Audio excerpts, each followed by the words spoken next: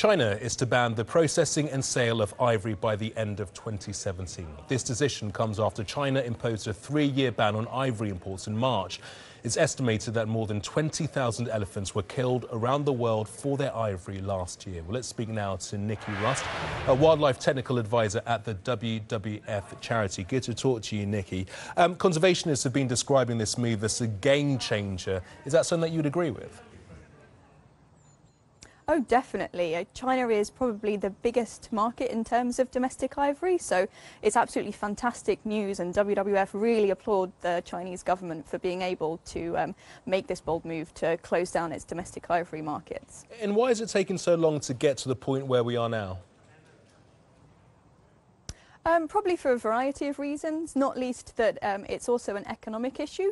When we think about it was previously a legal commodity that people could buy, so there were people that did have jobs in carving up ivory and selling it, so they had to think about those types of things. But of course they've realised the moral and the conservation imperative to make sure that these markets are closed down to ensure the future survival of African elephants.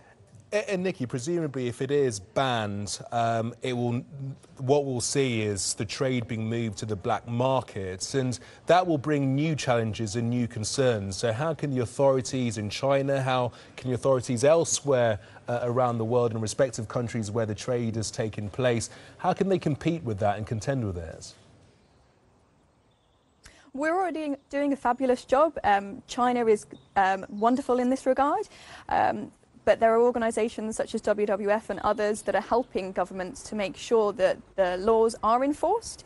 There's still a long way to go. We still need to do more training, particularly in terms of with police officers and customs officials. And another thing that we need to tackle is corruption. A very difficult thing to do, but it must be done to ensure the future survival of African elephants. And on the point of training with police officers, with the authorities, just give us an idea of the training that takes place and the training that is necessary, needs to be done in order to make sure that this trade never rears its head again.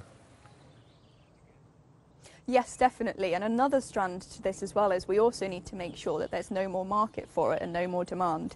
So the Chinese government have also laid out plans to reduce demand, to increase awareness amongst consumers that ivory is not a commodity that people should buy anymore, and that elephants are worth more alive.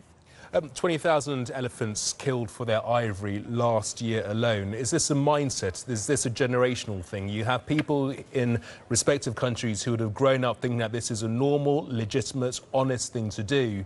Is it a case of changing their perception of what is right and what is wrong in terms of the ivory trade? And how do you do that? I mean, it's difficult, and yes, it's partly a generational thing. It's also because China is now increasing in wealth and prosperity, and so people are wanting to buy more status symbols, and currently they see ivory and other wildlife products as status symbols.